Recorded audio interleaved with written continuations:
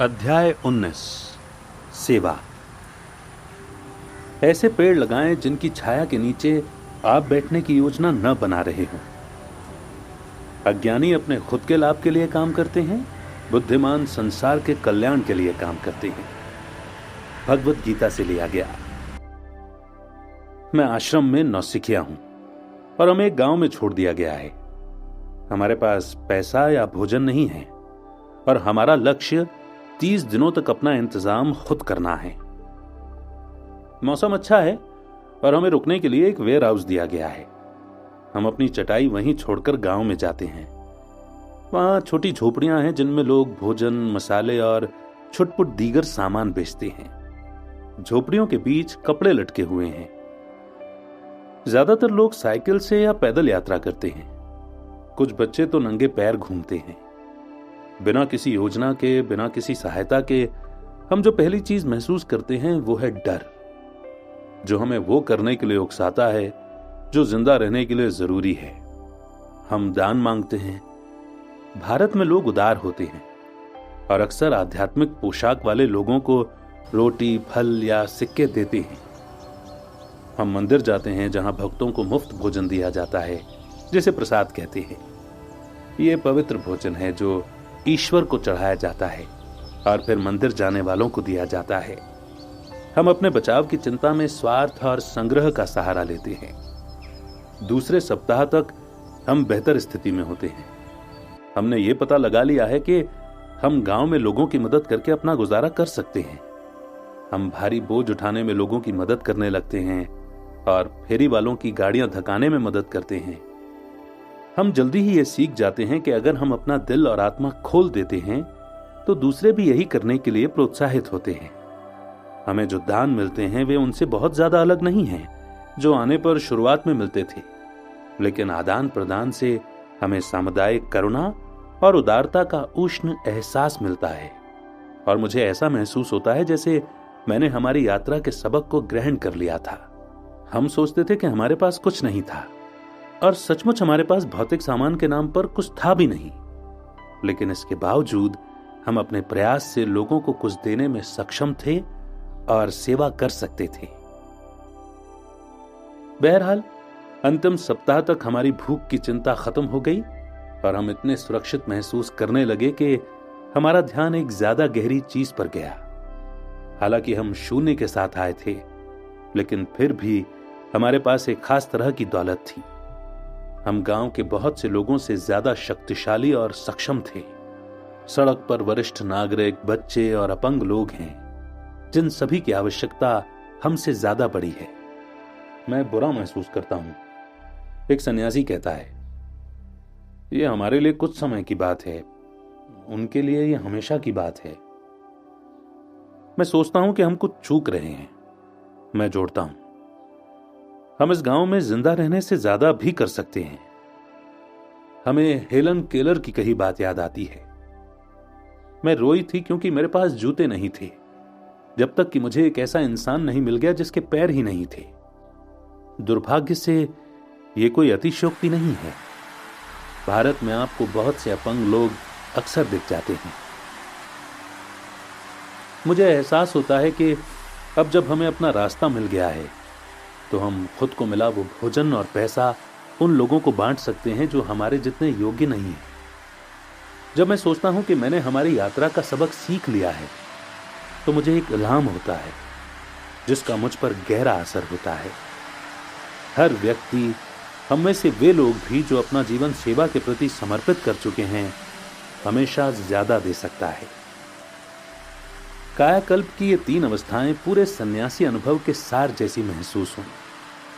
सबसे पहले हम बाहरी चीजों और अहम को छोड़ते हैं। दूसरे, हम अपने महत्व और मूल्य को पहचानते हैं और सीखते हैं कि हमें सेवा करने के लिए किसी चीज का स्वामी बनने की जरूरत नहीं है। और तीसरे, हम लगातार सेवा के ज्यादा ऊंचे स्तर की तलाश करते हैं। उस यात्रा में मैंने पहचाना कि हमेशा ऊपर उठने की जगह होती है और हमेशा देने के लिए ज्यादा होता है। बेनेडिक्टिन नन सिस्टर क्रिस्टिन व्लादिमिरोफ ने द मोनास्टिक वे में लिखा है, मठवासी आध्यात्मिकता हमें सिखाती है कि हम एक यात्रा पर हैं। वो यात्रा अंदर की ओर है, जिसमें हम प्रार्थना और मौन में ईश्वर को खोजते हैं। यदि इसे अकेली यात्रा के रूप में लिया जाए तो हम अपने जीवन के इस पहलू का रूमानीकरण कर सकते हैं। लेकिन सन्यासी बनने के लिए एक और समानांतर यात्रा है, बाहर की तरफ। हम समुदाय में रहते हैं ताकि दूसरों की आवश्यकताओं के प्रति अपनी संवेदनशीलता का विकास कर सकें। मठ तब एक केंद्र बन जाता जिससे बाहर निकलकर हम दूसरों को अंदर आमंत्रित करते हैं। कुंजी हमेशा दोनों यात्राओं को करते रहना है, अंदर की ओर भी और बाहर की ओर भी। सर्वोच्च उद्देश्य। मेरे कॉलेज में अपने व्याख्यान में गौरंग दास ने मुझे प्रेरित किया था जब उन्होंने कहा था, ऐसे पेड़ लगाएं जिनकी छाया के नीचे तुम बैठने की योजना न बना रहे हो। उस वाक्य ने मुझे मोहित कर दिया और मुझे एक नई दिशा में चलने के लिए प्रेरित किया जिसकी मैंने कभी कल्पना नहीं की थी। और अब मुझे एक बात स्वीकार करनी है, मैंने आपसे एक बात छिपा कर रखी है। हमने इस बारे में बात की है कि बाहरी शोर, डर, ईर्ष्या और झूठे लक्ष्यों के प्रभावों को कैसे छोड़ना है। हमने पड़ताल की है कि अपने मन, अपने अहम और अपने धर्म में जीने की अपनी दैनिक आदतों का दोहन करके विकास कैसे करना है। हम ये सब संतुष्टिदायक, अर्थपूर्ण जीवन जीने के लक्ष्य की खातिर करते हैं, एक सराहनीय मार्ग। लेकिन इस पुस्तक की ही तरह मैंने आज तक सोशल मीडिया पर या अपनी कक्षाओं में वो सबसे महत्वपूर्ण सबक उजागर नहीं किया है जो मैंने सन्यासी के रूप में सीखा था और जिसे मैं अपने जीवन के हर दिन याद रखता हूं। कृपया तालियां बजाएं। सर्वोच्च उद्देश्य सेवा में जीना है। ऐसा नहीं है कि मैं सेवा को रहस्य की तरह गोपनीय रख रहा हूं, मैं अक्सर इसका जिक्र करता हूं, लेकिन अब तक मैंने ये बताने से पहले इंतजार किया है कि सेवा को हमारे जीवन में केंद्रीय भूमिका निभानी चाहिए। क्योंकि सच कहा जाए तो मैं सोचता हूं कि हम में से ज्यादातर लोग न जाने क्यों इस विचार का प्रतिरोध करते। निश्चित रूप से हम जरूरतमंद लोगों की मदद करना चाहते हैं और शायद हम पहले से ही ऐसा करने के तरीके खोज रहे हों, लेकिन हम अपने खुद के कामकाज और जीवन के दबावों और आवश्यकताओं की वजह से सीमित हो जाते हैं। हम सबसे पहले अपनी खुद की समस्याएं सुलझाना चाहते हैं। जय, सहायता की जरूरत तो मुझे है, मुझे इतना कुछ हासिल करना है, तभी तो मैं दूसरों की मदद करने के प्रति खुद को समर्पित कर सकता हूं। यह सच है। जब हम संघर्ष कर रहे हों तब निस्वार्थता के बारे में सोचना मुश्किल होता है, लेकिन सन्यासी के रूप में मैंने ठीक यही सीखा। निस्वार्थता आंतरिक शांति और अर्थपूर्ण जीवन का अचूक मार्ग है। निस्वार्थता स्व का उपचार करती है। सन्यासी सेवा में जीते हैं और सन्यासी की तरह सोचने का मतलब है अंततः सेवा करना। द मोनास्टिक वे में बेनेडिक्टन सन्यासी डॉम एल्ड्रेड ग्राहम का उदाहरण है। सन्यासी यह सोच सकता है कि वो खुद के लिए कुछ हासिल करने के लिए मठ में आया है। शांति, सुरक्षा, चैन, प्रार्थना या अध्ययन या शिक्षा का जीवन। लेकिन अगर उसका आह्वान सच्चा है तो उसे पता चलता है कि वो लेने के लिए नहीं बल्कि देने के लिए आया है। हमें जो जगह जैसी मिली, हम जाते समय उसे ज्यादा साफ सुथरा छोड़ना चाहते हैं। हमें जैसे लोग मिले थे उनसे विदा लेते समय हम उन्हें ज्यादा खुश छोड़ना चाहते हैं। संसार हमें जैसा मिला था उसे पहले से बेहतर छोड़ना चाहते हैं। हम प्रकृति हैं और अगर हम प्रकृति का सावधानी से अवलोकन करें तो प्रकृति हमेशा सेवा करती है। सूर्य गर्मी और रोशनी देता है, पेड़ ऑक्सीजन और छाया देते हैं, पानी हमारी प्यास बुझाता है। हम प्रकृति में हर चीज को सेवा करते हुए देख सकते हैं और सन्यासी भी यही करते हैं। श्रीमद् भागवतम में कहा गया है, इन सौभाग्यशाली वृक्षों को देखो, वे पूरी तरह से दूसरों के लाभ के लिए जीते हैं। वे हवा, पानी, गर्मी और बर्फ सहन करते हैं, लेकिन फिर भी हमारे लाभ के लिए छाया देते हैं। प्रकृति के साथ एकाकार होने का एकमात्र तरीका सेवा करना है। इससे यह निष्कर्ष निकलता है कि सृष्टि के साथ उचित रूप से दिशाबद्ध होने का एकमात्र तरीका सेवा करना है, क्योंकि सृष्टि यही करती है। 16वीं सदी के गुरु रूप गोस्वामी ने युक्त वैराग्य की बात की है, जिसका मतलब है हर चीज किसी ज्यादा ऊंचे उद्देश्य की खातिर करना। यही सच्ची अनासक्ति है, परम संन्यास है, पूर्णता है। कुछ सन्यासी संप्रदाय इस मानदंड को अपनी परंपराओं पर कठोरता से लागू करते हैं और पूरी तरह से भौतिक वस्तुओं को छोड़ देते हैं, लेकिन वास्तविकता में बाकी हम लोगों को आजीविका के लिए काम करने की जरूरत होती है। हम अंत में चीजों के स्वामी बनेंगे, लेकिन हम ये देख सकते हैं कि हमारे पास जो कुछ है हम उसका इस्तेमाल किस तरह करते हैं। हम अपने घरों का इस्तेमाल समुदाय को पोषण देने के लिए कर सकते हैं। हम अपने पैसों और संसाधनों का इस्तेमाल उन कल्याणकारी कार्यों के समर्थन के लिए कर सकते हैं जिनमें हम विश्वास करते हैं। हम जरूरतमंद लोगों को अपनी प्रतिभाओं का लाभ देकर स्वयं सेवा कर सकते हैं। चीजों का स्वामी होना गलत नहीं है, बशर्ते हम उनका इस्तेमाल लोगों की भलाई के लिए करें। भगवत गीता पूरे संसार को एक तरह के स्कूल के रूप में देखती है, एक शिक्षा प्रणाली जिसे इस तरह बनाया गया है ताकि हमें एक सत्य का एहसास हो जाए।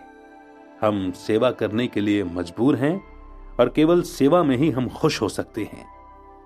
जिस तरह आग गर्म होती है, जिस तरह सूर्य प्रकाश और ऊष्मा है, उसी तरह सेवा भी मानव चेतना का सार है।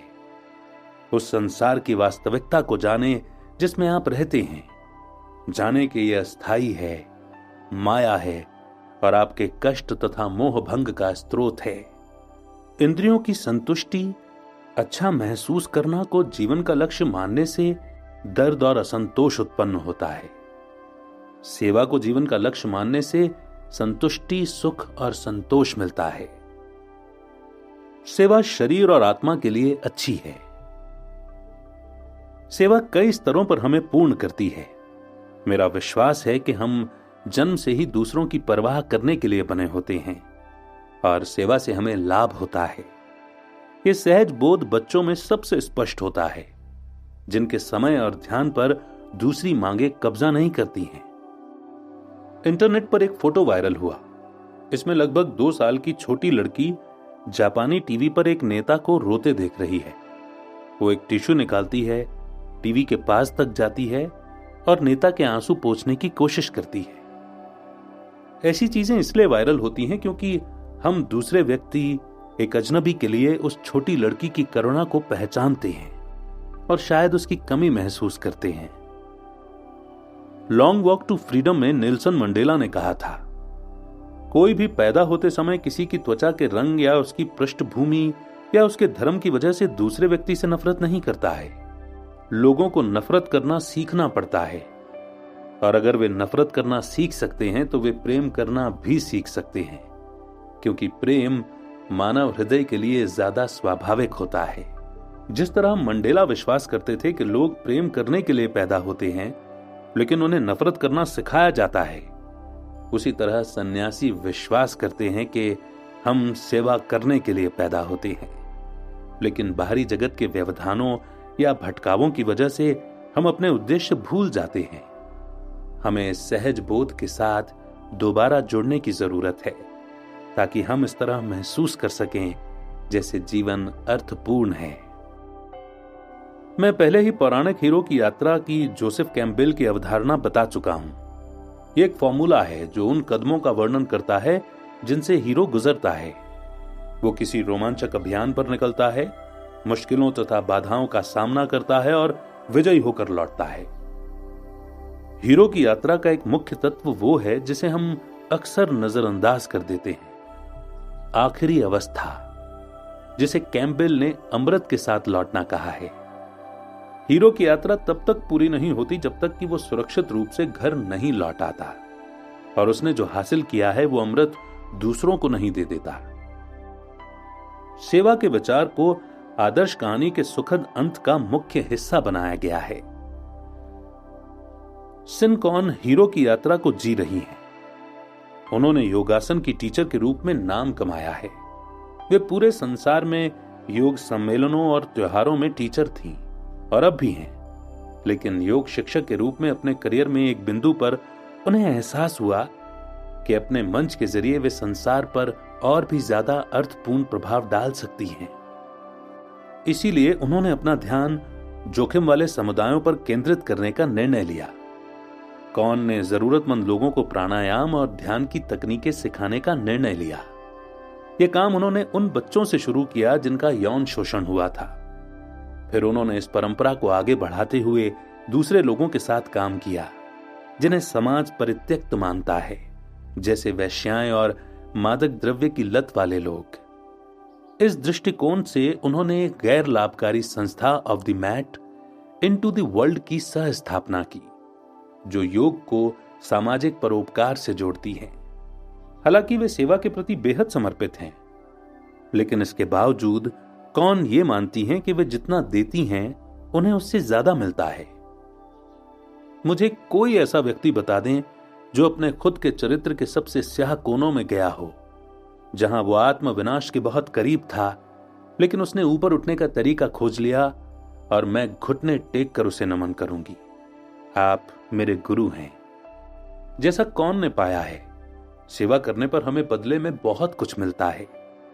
अध्ययन दिखाते हैं कि जब हम करुण लक्ष्यों का पीछा करते हैं, जिनका लक्ष्य दूसरों की या संसार को बेहतर बनाने में मदद करना होता है, तो हमें चिंता और डिप्रेशन की समस्या कम होती है, जबकि अपने स्टेटस या प्रतिष्ठा को बढ़ाने या उसकी रक्षा करने पर यह बढ़ जाती है। दूसरों को देने का काम हमारे मस्तिष्क के आनंद केंद्र को सक्रिय कर देता है। ये जीत जीत जीत यानी कि विन विन विन का सौदा है। इसलिए शायद जो लोग दूसरों की मदद करते हैं उनमें ज्यादा लंबा जीने, ज्यादा स्वस्थ होने और ज्यादा खुश होने का बेहतर एहसास होता है। सन्यासी विश्वास करते हैं कि सेवा का स्तंभ कई मायनों में हमारे जीवन को बेहतर बनाता है। सेवा हमें जोड़ती है। जब आप सेवा करते हैं तो अकेले रहना मुश्किल होता है। ज्यादातर परिदृश्यों में आप अपने घर से बाहर निकलकर दूसरे लोगों की मदद करते हैं। सेवा से कृतज्ञता बढ़ती है। आपके पास जो भी है, सेवा आपको उसके बारे में एक व्यापक दृष्टिकोण देती है। सेवा करुणा को बढ़ाती है। जब आप सेवा करते हैं तो आप देखते हैं कि आपके पास देने के लिए जो है, संसार को उसकी जरूरत है। सेवा आत्म गौरव को बढ़ाती है। दूसरों की मदद करना आपको बताता है कि आप संसार में फर्क डाल रहे हैं। आप में अर्थ और उद्देश्य का एहसास है। आश्रम सेवा के इरादे के इर्द गिर्द बना होता है। जब आपके आसपास का हर व्यक्ति ऐसा ही कर रहा हो, तो अपने सर्वोच्च इरादे के साथ जीना ज्यादा आसान होता है। सेवा का जीवन आधुनिक जगत में कहीं ज्यादा चुनौतीपूर्ण होता है, और हम यहां सन्यासियों के 24/7 मॉडल का पूरी तरह अनुसरण नहीं कर सकते। लेकिन सन्यासी दिनचर्या दिखाती है कि हमें क्यों और कैसे की मानसिकता अपनानी चाहिए। सेवा की मानसिकता। सेवा एक संस्कृत शब्द है जिसका अर्थ है निस्वार्थ सेवा। भगवत गीता कहती है कि सिर्फ इसलिए देना क्योंकि देना सही है, बदले में लौटने के विचार के बिना, उचित समय पर, उचित परिस्थितियों में और उचित इंसान को, ये सात्विक दान है। नेकी या भलाई की अवस्था में देना। सन्यासी पूरी तरह से निस्वार्थ सेवा से प्रेरित होते हैं। दूसरों को अवसर देना जो हमारे पास थे या नहीं थे, दूसरों के जीवन और मानव परिस्थितियों को बेहतर बनाना। हमने अपने दिल में यह लक्ष्य छोटे बड़े तरीकों से रखा। आश्रम के भीतर हमने हर दिन एक दूसरे की सेवा की कोशिश की। सन्यासी बड़े काम नहीं करते हैं। प्रेम छोटी छोटी चीजों में होता है। अगर किसी को समय पर जागने में मुश्किल आ रही हो तो हम उसकी मदद करते थे। अगर कोई देर तक जागकर काम करता था तो हम उसके लिए खाना बचाते थे। हम निरंतर और संकल्पित थे। हम याद रखते हैं कि हमें कभी पता नहीं होता कि कोई किस स्थिति से गुजर रहा है, इसलिए हम उसके साथ उतनी नरमी से पेश आते हैं जितनी नरमी से हम किसी दुखी व्यक्ति को देंगे, और हम उतनी ही उदारता से पेश आते हैं जितनी उदारता से हम भूखे व्यक्ति को देंगे, और हम उतनी ही करुणा से पेश आते हैं जितनी करुणा आप उस व्यक्ति को देंगे जिसे गलत समझा गया है। यह नजरिया आश्रम के बाहर भी रहता था। यात्रा करते समय हम हमेशा अपने साथ अतिरिक्त भोजन रखते थे ताकि हमारे पास देने के लिए कुछ रहे। हम विश्व की भूख समाप्त नहीं कर रहे थे, लेकिन किसी भूखे इंसान की मदद करना करुणा के बीजों को पानी देने की तरह है। ज्यादा बड़े पैमाने पर हमने अन्नामृत नामक कार्यक्रम में हिस्सा लिया, जो भारत में गरीब बच्चों को एक दिन में 10 लाख से ज्यादा भोजन प्रदान करता है। हम अक्सर मुंबई जाकर किचन में खाना पकाते थे या स्कूलों में भोजन परोसते थे। विद्यार्थियों को खिचड़ी दी जाती थी, दाल चावल का दलिया जिसे घी में बनाया जाता था, जिसे आयुर्वेद में महत्वपूर्ण स्थान दिया गया है। अंत में बच्चों को मीठे में खीर दी जाती थी। पहली बार जब मैंने एक बच्ची को खीर दी तो उसकी कृतज्ञता इतनी स्पष्ट थी कि मैं विनम्र हो गया। ये हर बच्चे के साथ हर बार हुआ। हर चेहरा आनंद से दमक रहा था।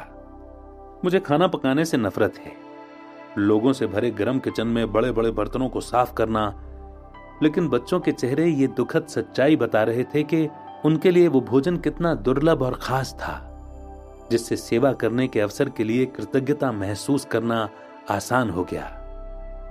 आश्रम में काम कैसा था, ये कहने के बजाय हम ये पूछ सकते थे कि क्या आज आपने सेवा की? यदि आप सोच रहे हो कि सन्यासियों की वाटर कूलर के आसपास की बातचीत कैसी लगती होगी, तो ये ऐसी ही होती है। पल भर के लिए बाधाओं को एक तरफ रख दें और कल्पना करें कि हर व्यक्ति में सेवा की मानसिकता है। तब हम खुद से नए प्रश्न पूछते, ये कैसे ज्यादा व्यापक उद्देश्य की सेवा करता है? मैं अपने आसपास के लोगों की सेवा कैसे कर रहा हूं? कामकाज में, घर पर, अपने समुदाय में मैं दूसरों की सेवा करने और फर्क डालने के लिए अपनी प्रतिभाओं का इस्तेमाल कैसे कर सकता हूं? एमा स्लेड याद है, जो अपनी वित्तीय योग्यताओं का इस्तेमाल अपनी चैरिटी के कामकाज के लिए करती हैं। उनकी तरह खुद से पूछें, मैं ऐसा क्या जानता हूं जो उपयोगी है? हमने देखा है कि खुशी और कृतज्ञता समुदायों में फैलती है। यही सेवा के बारे में सच है। जब आप सेवा करते हैं तो आप इसका जिक्र अपने मित्रों के सामने करते हैं। आप किसी दूसरे को अपने साथ ला सकते हैं। कोई आपके साथ शामिल होता है और वो 2 मित्रों को बताता है। जब आप सेवा में भागीदारी करते हैं तो आप अपनी संस्कृति में सेवा के मूल्य को फैलाने में अपनी भूमिका निभाते हैं।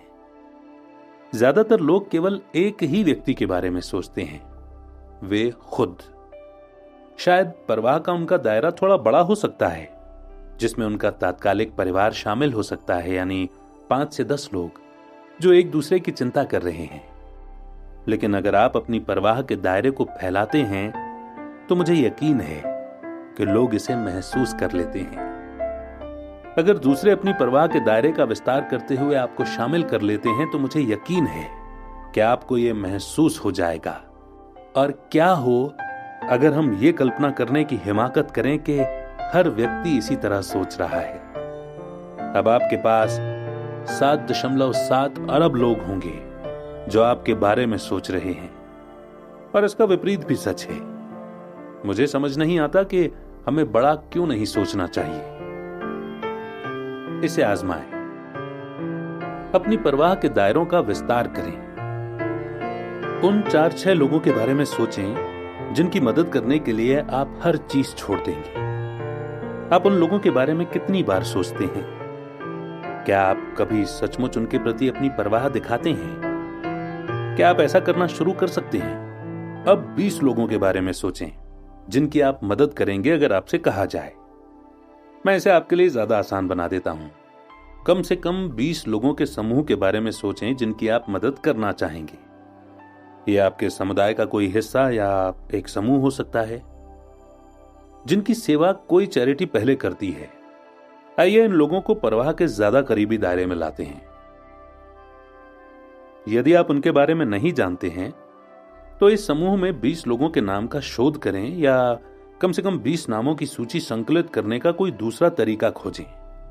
उस सूची को दर्पण पर लगा दें जहां आप ब्रश करते हैं। अब आप उनके बारे में दिन में कम से कम 2 बार सोचेंगे। अवलोकन करें कि इससे आपको उनकी सेवा करने की प्रेरणा कैसे मिलती है। आप सेवा करने के लिए कब तैयार होंगे? आधुनिक संसार में हम दूसरों की चाहे जितनी मदद करना चाहते हो, हम में वित्तीय और भावनात्मक दृष्टि से स्थिर व सुरक्षित बनने की इच्छा इतनी प्रबल हो जाती है कि हम भटक जाते हैं और सेवा की मानसिकता में व्यवधान पड़ जाता है। यदि आप भटक जाते हैं और जुड़ाव खो देते हैं तो आपको सेवा बोझ जैसी लगेगी और कम संतुष्टि देगी। लेकिन सही समय कब होगा? क्या ये कभी सही होगा? आंतरिक पड़ताल का कोई अंतिम बिंदु नहीं होता। ये एक निरंतर अभ्यास है। आपकी समस्याएं कभी पूरी तरह नहीं सुलझ पाएंगी।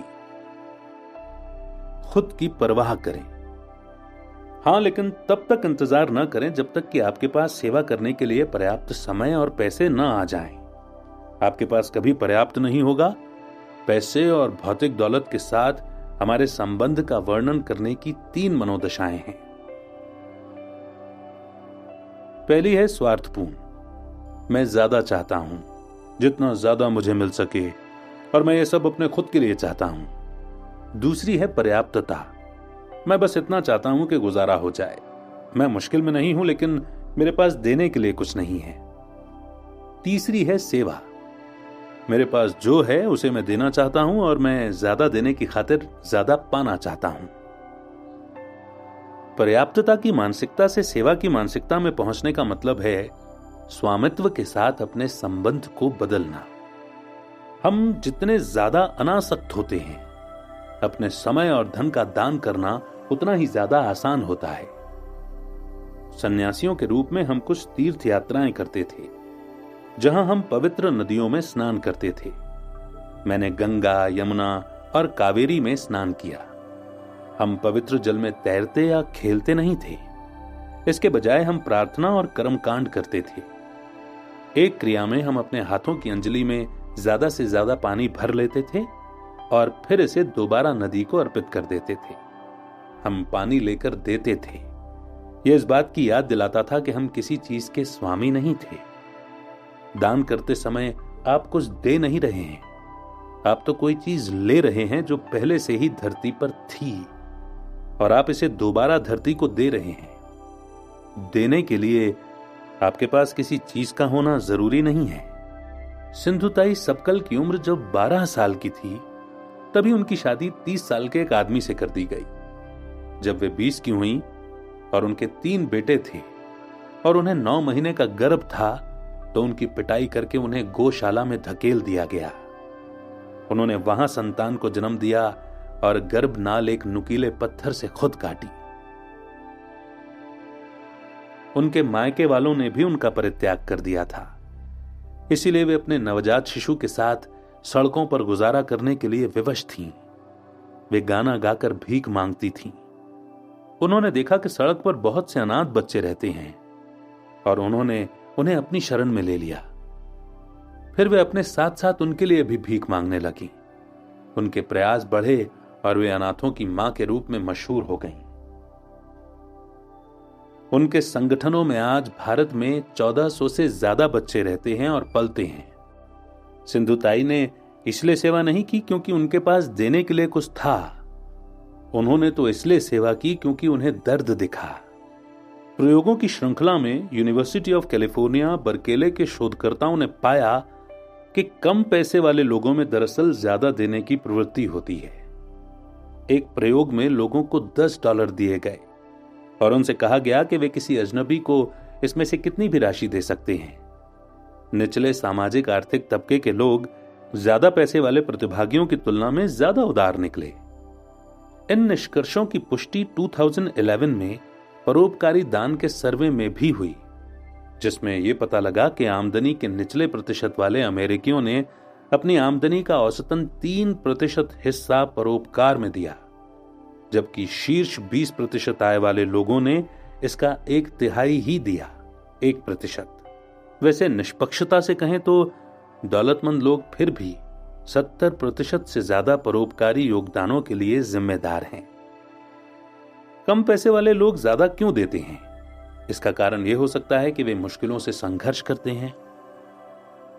यूसी बर्कले के मनोवैज्ञानिक डाचर केल्टनर कहते हैं कि कम संसाधनों वाले लोगों में दूसरों की ओर झुकने की जरूरत और प्रवृत्ति होती है।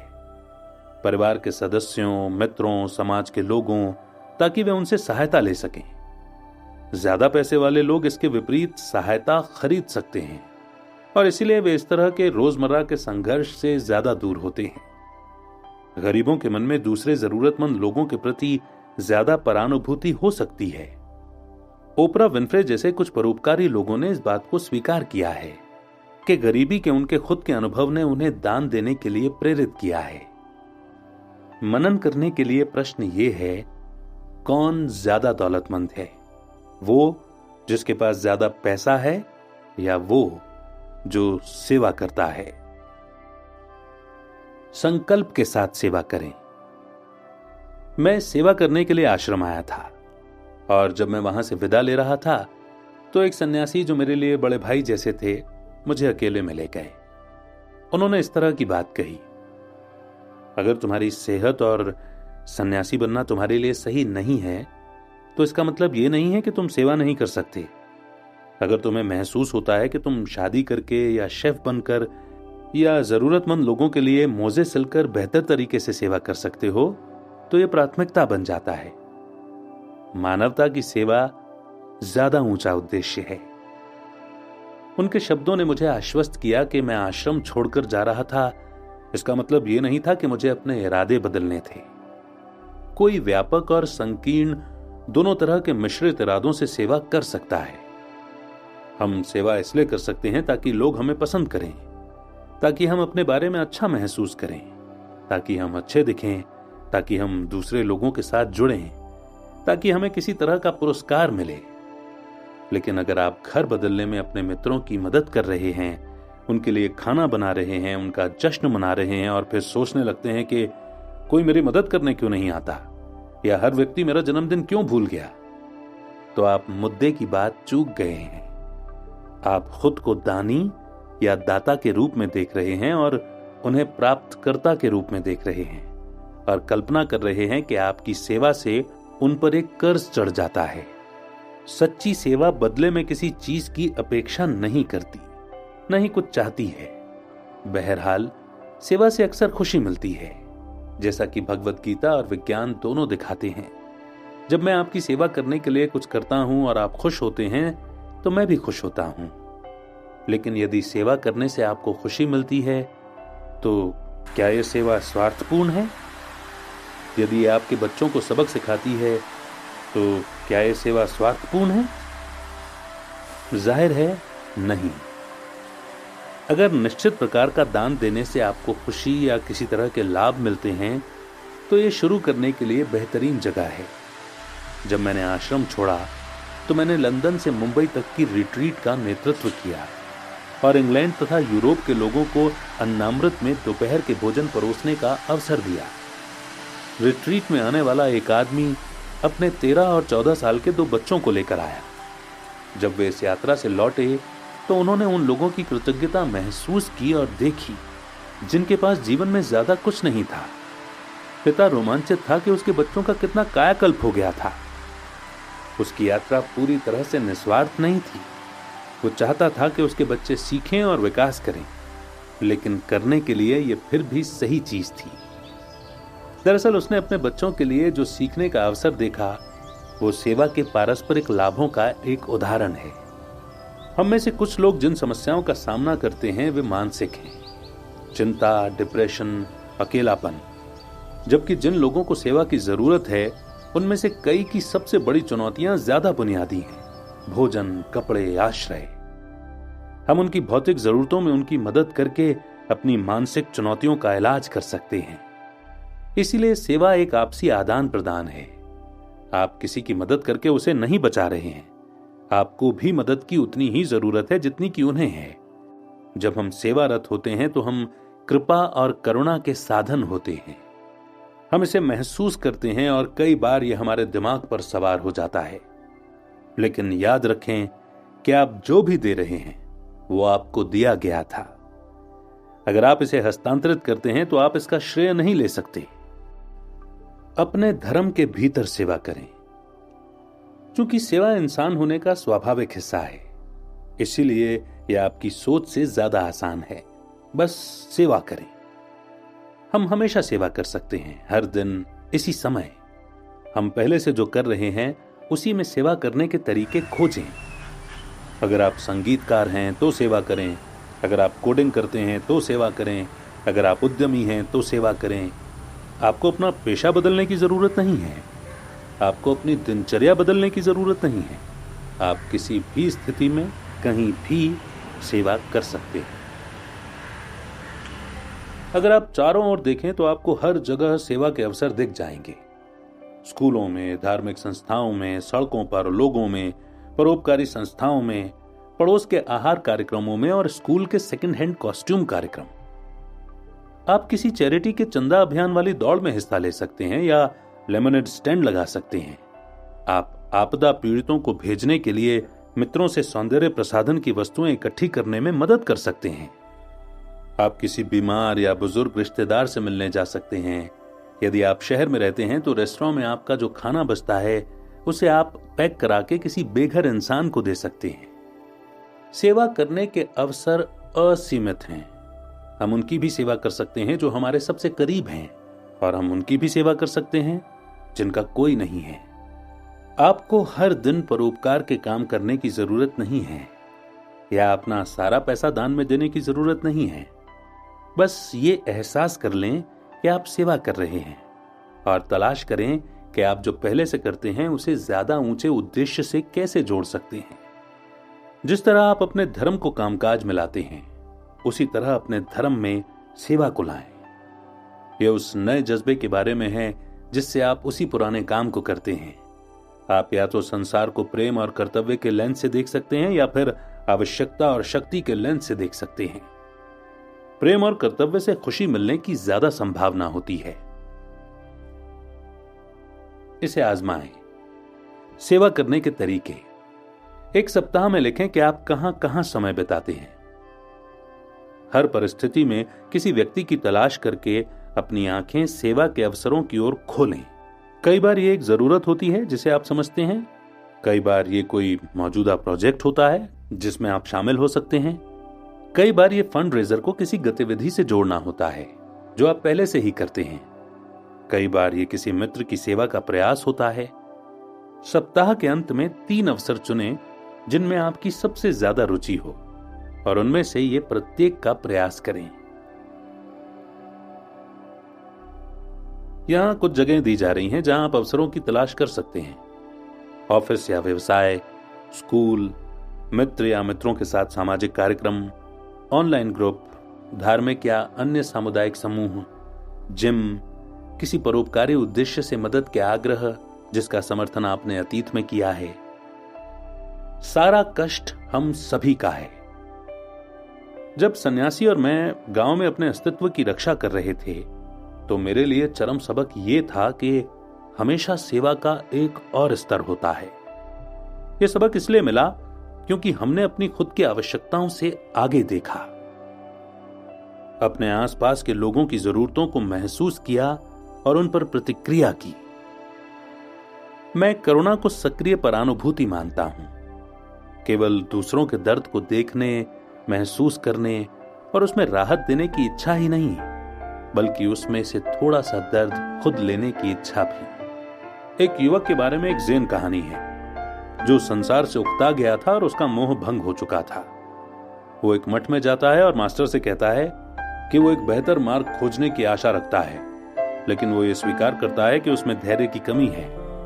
वो पूछता है, क्या मैं ध्यान और उपवास के बिना प्रबुद्धता पा सकता हूं?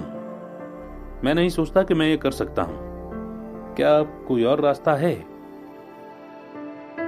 शायद, मास्टर जवाब देते हैं, लेकिन तुम्हें एकाग्रता की योग्यता की जरूरत होगी। क्या कोई योग्यताएं हैं जो तुमने विकसित की हैं? युवक नीचे देखता है।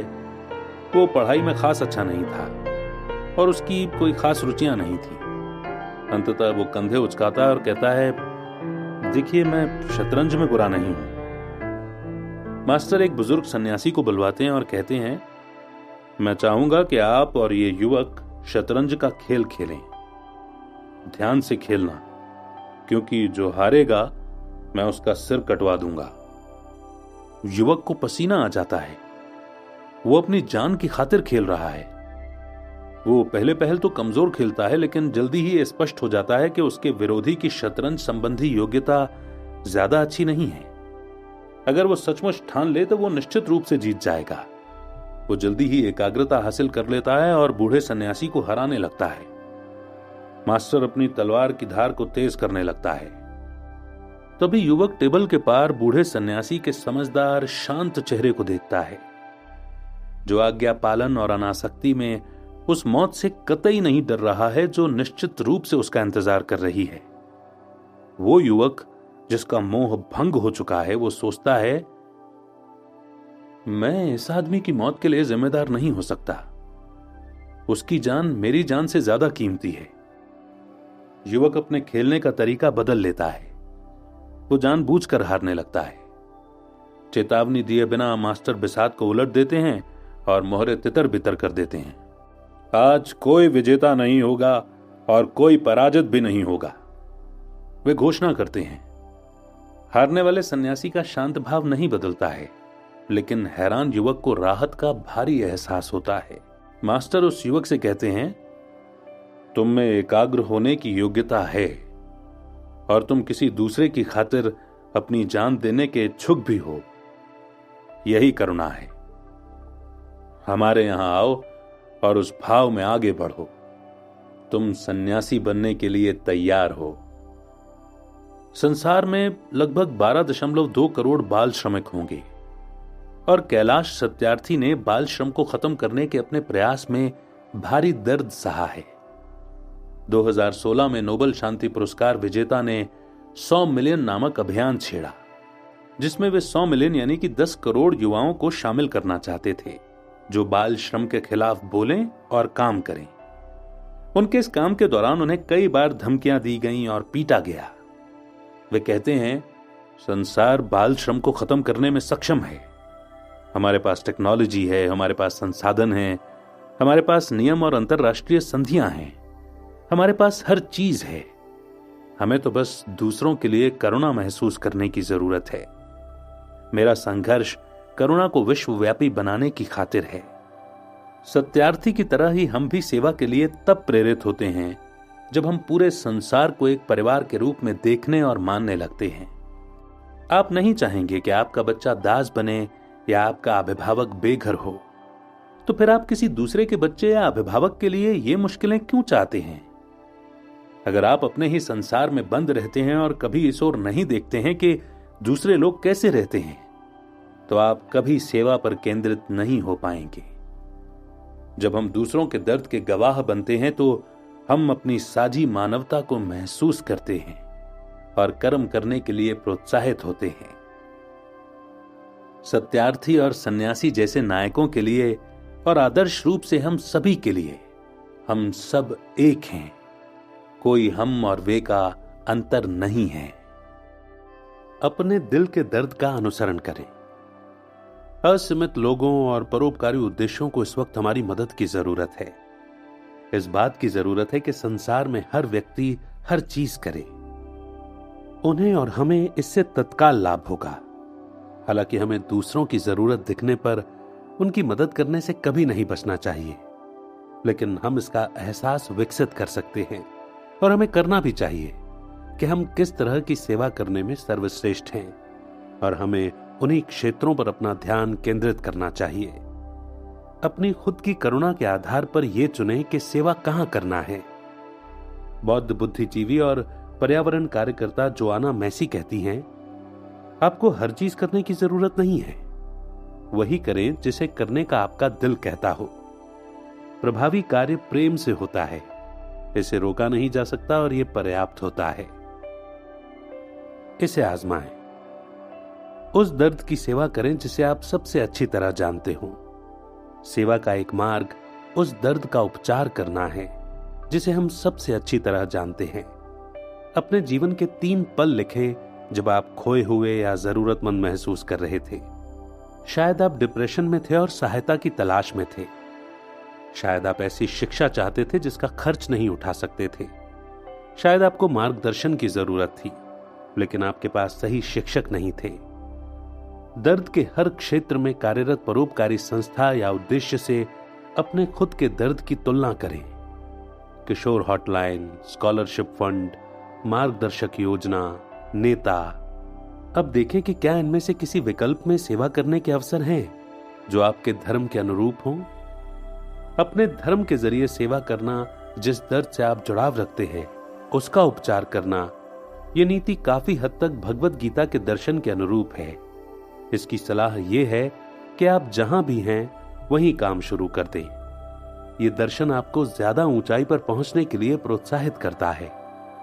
जब मैं सन्यासी था तो मैंने अन्नामृत में बच्चों के लिए भोजन तैयार किया, मंदिरों की सफाई की, अजनबियों को बांटने के लिए भोजन लेकर गया और दूसरे तरीकों से सेवा की जो उस वक्त मुझे समझदारी भरे लगे। अब एक अलग मंच पर मैं YouTube अभियान के माध्यम से Kailash Satyarthi children's foundation of America के लिए लगभग $1,50,000 इकट्ठे करने में मदद करने में कामयाब रहा हूं। मेरे फेसबुक समुदाय ने पेंसिल्स ऑफ प्रॉमिस के लिए $60,000 से ज्यादा इकट्ठे किए हैं। एक बच्चे की 1 साल की शिक्षा के लिए $75। जब मेरे देने का मार्ग विकसित होता है तो मुझे अर्थ और कृतज्ञता का निरंतर एहसास होता है। जीवन की कुंजी, जीवन का सार ये है, सेवा हमेशा जवाब है। ये बुरे दिन को सही कर देती है, ये हमारे बोझ के एहसास को हल्का कर देती है।